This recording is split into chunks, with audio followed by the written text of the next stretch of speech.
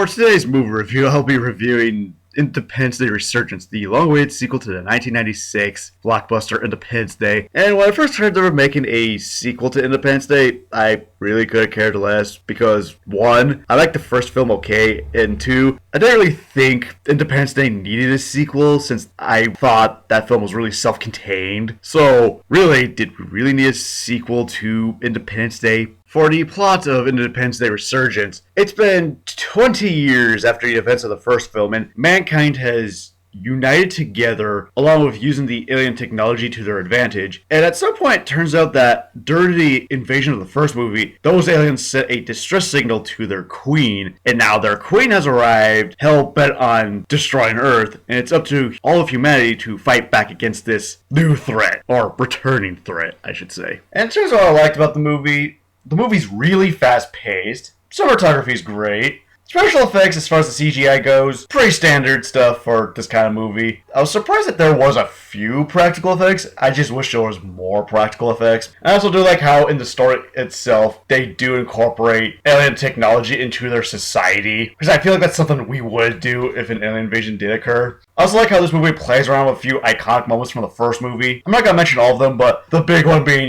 with the first movie, the White House gets destroyed. With this movie, the White House surprisingly doesn't get destroyed, which I thought was really funny. Also, I like how in this movie, they bring back a few characters who were cannon fodder in the first movie, but they actually have a major role in this film. And Jeff Goldblum and some of the returning actors are doing their roles just fine. And I do like a few of the new characters, specifically the actress who plays the daughter of the president from the first movie. I think she does a good job. I also like the fact that this time around, we're not dealing with like a spaceship that's about the size of a city. We're dealing with a spaceship that's like the size of like the Atlantic Ocean or covers a good chunk of the Earth. And in terms of what I disliked about the movie, like I said earlier, I wish there was a few more practical effects, especially for like the aliens.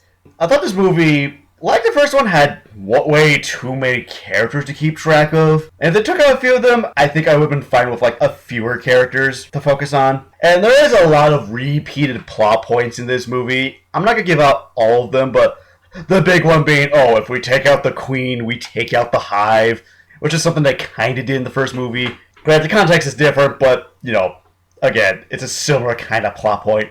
And the humor, it's a hit and miss kind of thing, since the humor, when it does hit, but there are moments in time where, something really serious is about to happen, or is happening, and they throw in like a little joke here and there, and it kind of took me out of the moment. The ending I wasn't a big fan of, because with the first movie, it ended on a happy note. Like this one does too, it's just they sequel bait the next movie. And there's a few characters who appear in the first movie that do die, and when they die, it's not really that impactful, because it should be like, I should be attached to these characters, but they are not given enough screen time, and there's not enough quiet moments, because with the first film, when a character did die, they did take time in the story to focus on that character's death. This year, it's just like, person dies, and we're on to the next scene. That's really about it. For my final verdict of Independence Day Resurgence, like I said earlier, I didn't really think this movie needed to exist, but I'm happy I saw it, and I did like it. The movie sets out to be this dumb popcorn flick, and it's exactly that. What you see is what you get. And before I give my final rating, what did everyone else have to say about Independence Day Resurgence?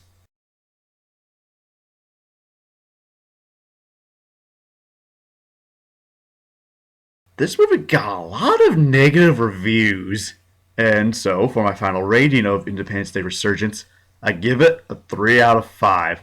So, favorite moment from an alien invasion movie, and see you later.